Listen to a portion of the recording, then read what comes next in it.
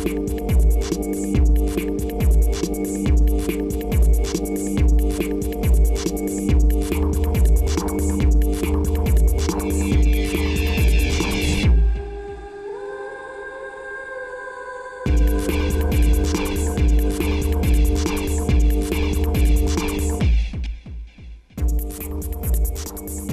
Diesel UCI Mountain Bike World Cup has moved to the Alps, and when mountain bikers are up high, they think of only going downhill very, very fast. It's time for those brave men and women on their flying machines as the World Cup downhill season gets underway. We're at Les Gets in France, not far from the Swiss border, at a height of nearly 2,000 metres. Of course, being that high does have its problems. Late snow was a real worry for the organisers, as only a few weeks ago certain parts of the course were several feet under. But if there's one thing guaranteed to drive away ice and snow, it's wind and rain. The thaw hit Les Gets just in time, and the course, which has seen World Cup service twice before, is ready for action. This event is prone to interference from the weather, and heavy rain has made it a bit muddy under wheel. Last year's World Cup winners Anne-Caroline Chasson and Nicolas Vouilloz are both on home ground in France as they open their defence of the titles. The course itself has won lots of friends. It's over 3 kilometres long and has a drop of over 660 metres. We start our coverage with the women's race. So we're on course now with Sabrina Jounier, now riding for Team Sun. She did ride for Sintesi Velici last year, but that team decimated now to just one rider, ex-World Cup winner in the men's field, Corrado Herrin. But Jounier not looking as fast as she could be there. But of course, very deceptive. This mud, very, very thick indeed. And at the halfway point, she was over 4 seconds slower than Lee Donovan. Now riding for Intense. She rode for Mongoose last year. And this is the last section of the course now. And Jounier being very tentative indeed. But I don't know whether she'll make up the time on Lee Donovan. Has to be very careful on that corner there. She might just do it though. Jounier obviously going a lot faster on the bottom section of the course than Donovan. 8:46.09 to beat. And she does it. 0.89 fast, 89 seconds. She's just that little bit faster than Lee Donovan.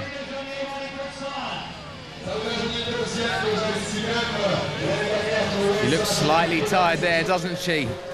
As we go back on course to Sari Jorgensen, another rider with a new team. Last year she was riding for Yeti. Only one rider on that team this year. That's Marla Streb. She's to come. But Jorgensen now riding for the most, probably one of the most famous men in mountain biking, John Tomac. But Jorgensen looking good as well. She won a round of the World Cup last year. I don't know whether she's going to do it this year. As I say, this section of the course very muddy indeed. She's going to beat Jounier's time by a mile. She was faster at the split point, but she's going to do an 8:31.14.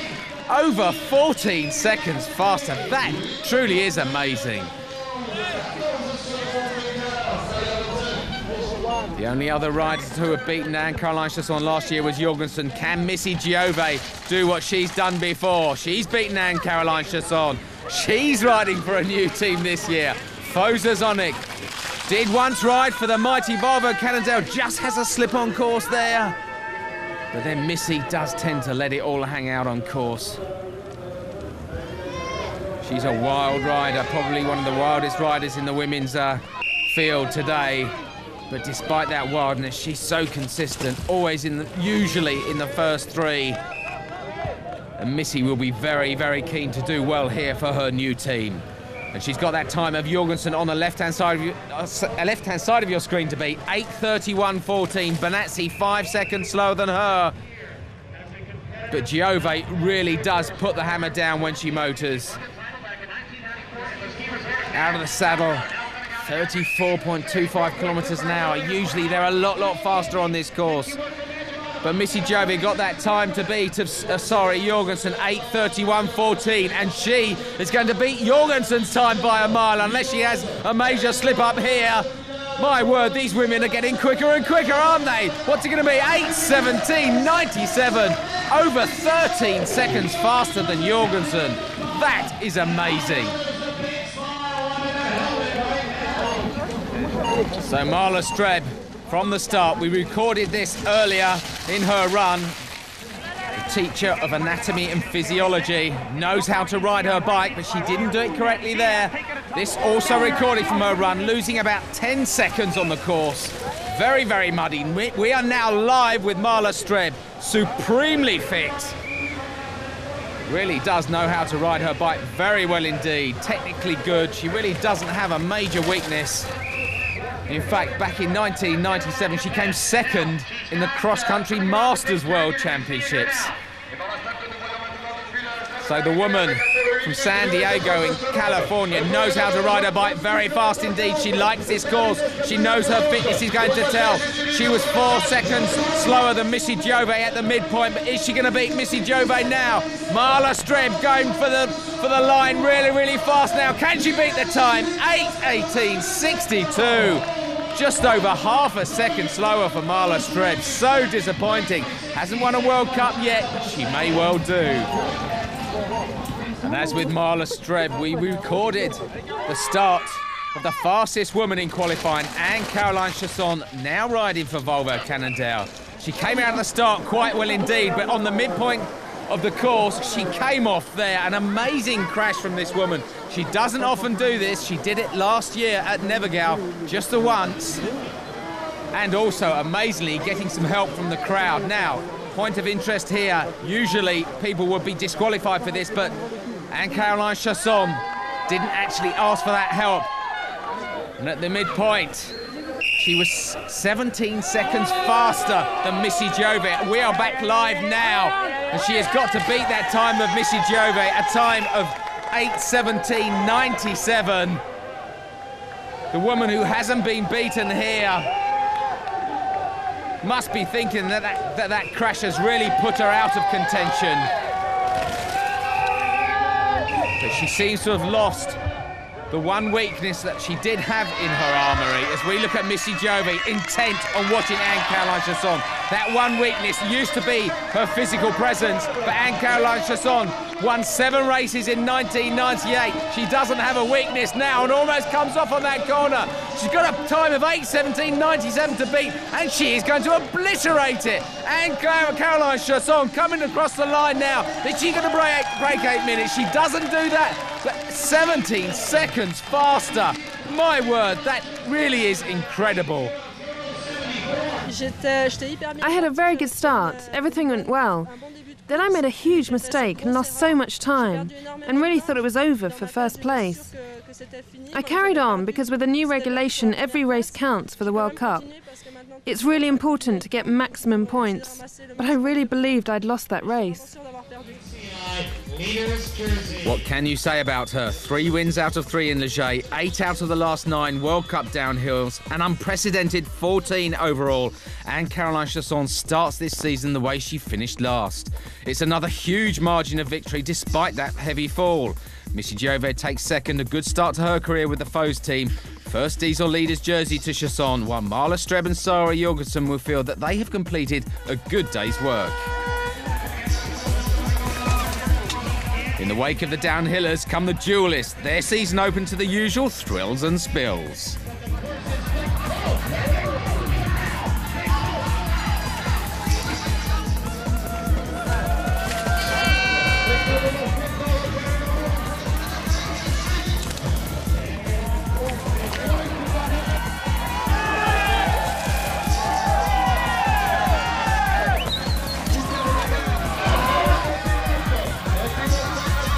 Some withstand the argy-bargy better than others, and in the women's event, last year's overall winner, Katrina Miller of Australia, came up against Lee Donovan in the semi-final. Lee Donovan, the intense cycles rider, against the hot favourite, Katrina Miller, the Australian, riding for Team Jamis on the right-hand side of your screen. They're going to wait for the motocross gates to drop inwards towards them. These 2 riders battled out in the first round of the Norba Championships last week, and it was Lee Donovan who won that race, and it looks like Lee Donovan has the upper hand at the minute. Changed teams from last year from Mongoose to intense cycles for this year, and it looks like Miller is coming back at her very, very strong indeed. For such a small rider, Katrina Miller, brilliant riding from her on the inside line. I don't think Lee Donovan knew what was happening there. That really is surprising because Katrina Miller is a tiny rider, but so strong indeed. Very fast on the bike, and it looks like Lee Donovan trying to get back at her. I don't think she's going to do it. She doesn't. Miller takes that one. Great riding. Another final for Miller, a first for her opponent, Britain's Emma Guy. Okay, riders, let's set them up. Riders ready.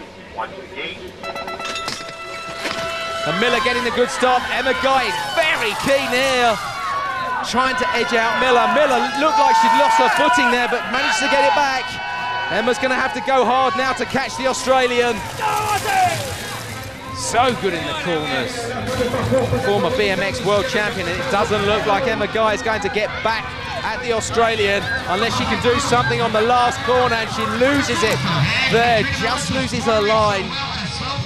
And would you believe it, Katrina Miller starts off where she finished last year, winning a round of the Swatch Dual World Series. What are these women going to do to beat the Australian Katrina Miller?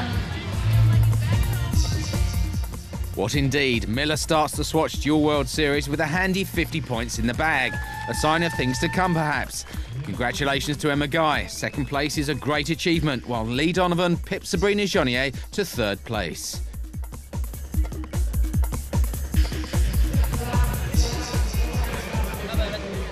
In the men's event, one of the stars of dual, Eric Carter of America, came up against Michael Morosi of the Czech Republic in the second round. Okay, riders, let's set them up. Riders ready. Watch the gate. And Eric Carter on the right-hand side of your screen. He doesn't get as good a start as he usually does. And Morosi edges out the GT rider. Fabulous riding from him.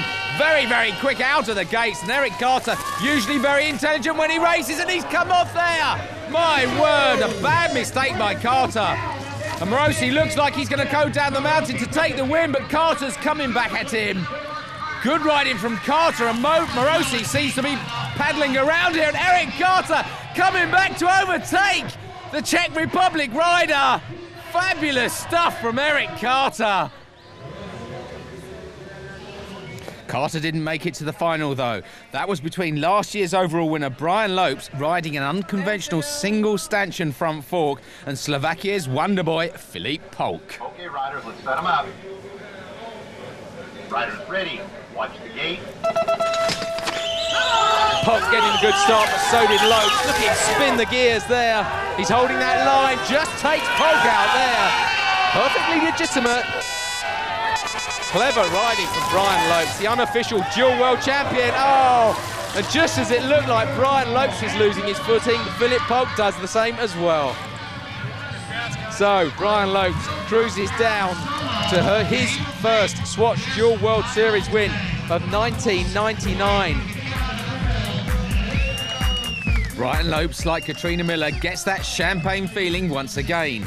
In third place, another Volvo Cannondale rider, Cedric Gracier, pips Eric Carter.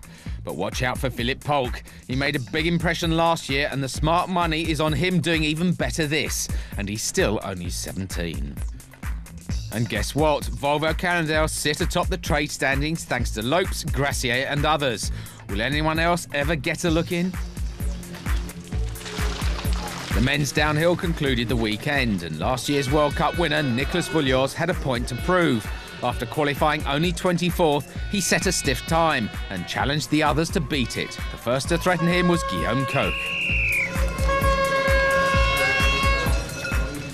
We go back to the next rider on the mountain, Guillaume Koch. Rides for Scots from Colmar in France. Best you can say about Guillaume is that he's consistently inconsistent. Sometimes he's brilliant, sometimes he's awful. He has been 10th in the World Cup. That was his best year in '96, the first time we visited Leger.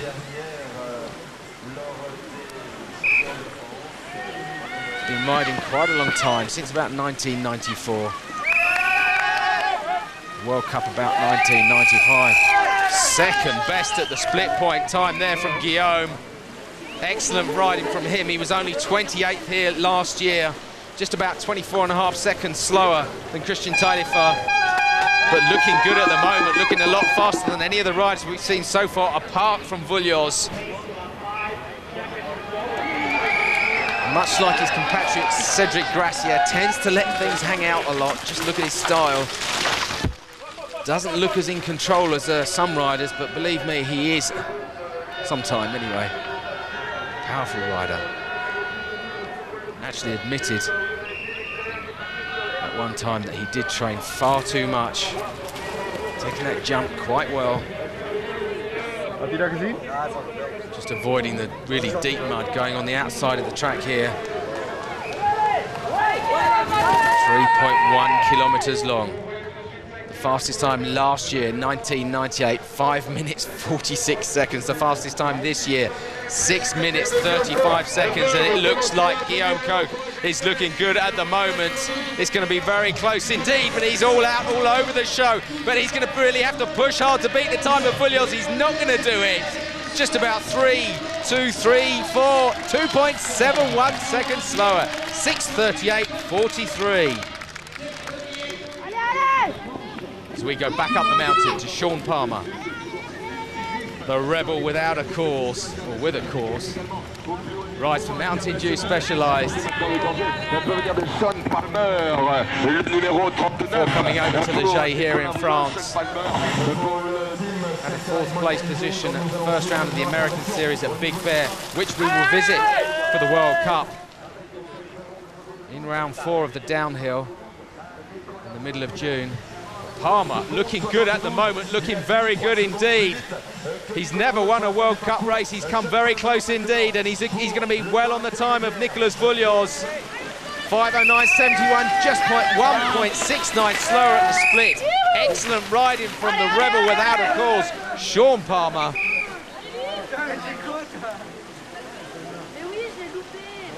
A nerveless rider. Had a very disappointing season last year. Only 39th in the World Cup. Voulios shaking his head. No smiles there yet. He knows it's a long way to go. I remember last year at Big Bear in the World Cup, Voulios finished the race. He only came 12th. That was his poorest result of 1998, and he just couldn't believe it. He said, "I went as fast as I could." Palmer looking good at the moment. I don't know whether he gets sound checks. He's going on the right-hand side of the course at this point. We saw Koch go on the left-hand side as we are looking at it. And Palmer has that time of 6:35.87 to beat. Out of the saddle sprinting. I know he trained very hard this winter. The ex-snowboard champion looking good at the moment, only 10 seconds behind. It's going to be very close indeed for Sean Palmer. The Mountain Dew Specialized rider really needs to get out the saddle if he wants to beat the time of Nicolas Voulios. Is he going to do it? Oh, 600 slower. 6:35.78. We now join Cédric Gracier. Gracier was 7th here back in 1996. First time, as I said before, that the World Cup came to Le. In fact, Gracier going very well at the moment. The split time of Nicolas Voulios, 5.0941, and Cédric Gracier, 13.41, faster than Voulios. That is superb riding from Cédric Gracier. The bronze medalist from the World Championships of 1997, and will Nicolas Voulios on the left-hand side of your screen be worried about his ex-teammate? Looks composed, he knows there's quite a bit of the course to go. Oh! Slight slip there for Gracier, but he does tend to have a wild style. He's nowhere near as fluid as his French compatriot Nicolas Voulios. Really does like to hang out.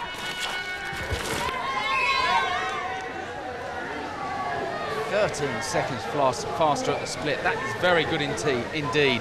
Takes the left-hand lane coming down this section of the course. 3.1 kilometers long. The time to beat, 6:35.87 by compatriot Nicolas Voulios, ex-teammate of Gracier.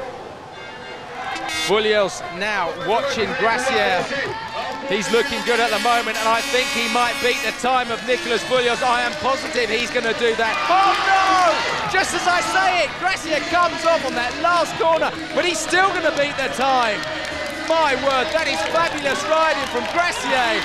Superb, 6:22.30.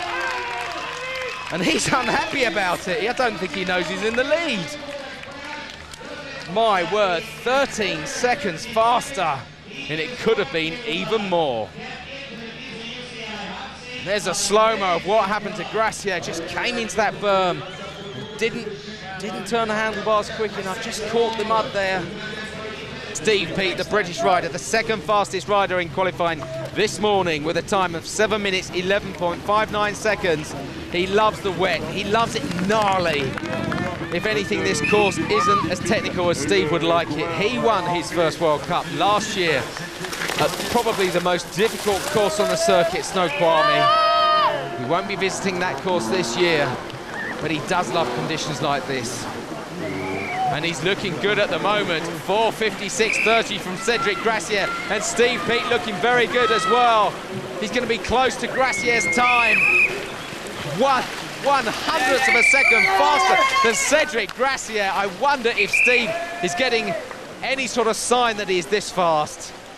The GT rider is stomping at the moment. I don't know whether the GT team does what a lot of the cross-country teams, and Steve just losing it there on that part of the course. Cedric Gracia looking at the same pictures that we're looking at. And he put his head in his hands when he saw that split point time. He knows Steve Peat is on a roll. Steve Peat won the first round of the American Series last week at Big Bear in conditions completely different from what they are now. And it might be very important, that crash that Cedric Gracia had at the last bend on the course earlier in his run. Shaking his head now. Whoa. Peat really letting it hang out now.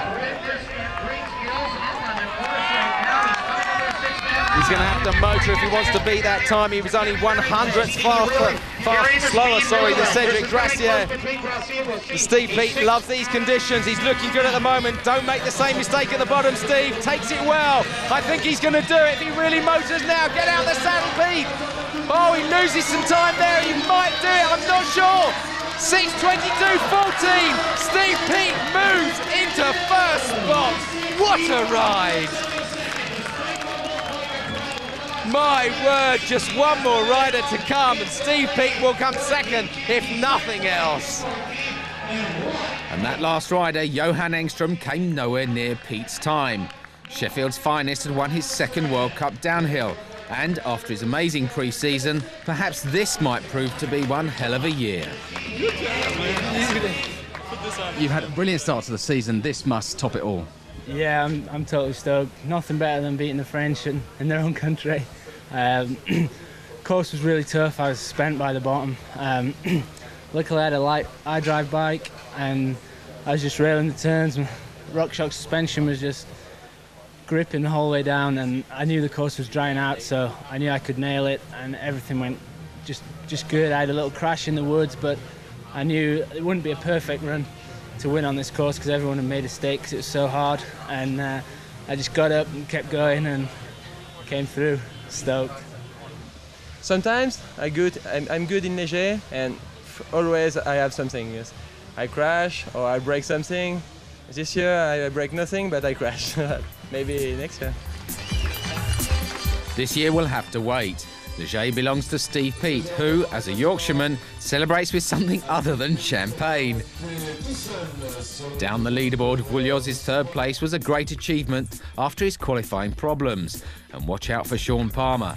Mountain biking's very own Wildman had a great snowboard season, and he has started to transfer that form to two wheels.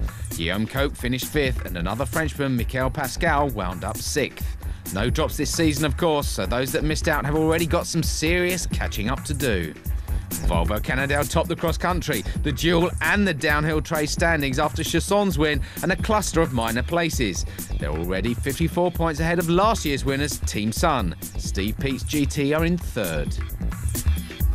It's off to the other end of the Alps next week to Slovenia and a new venue at Maribor for the second downhill. Can Peat repeat, and who can chase Chasson? I'm Mark Bysiegel, and I'll let you know then.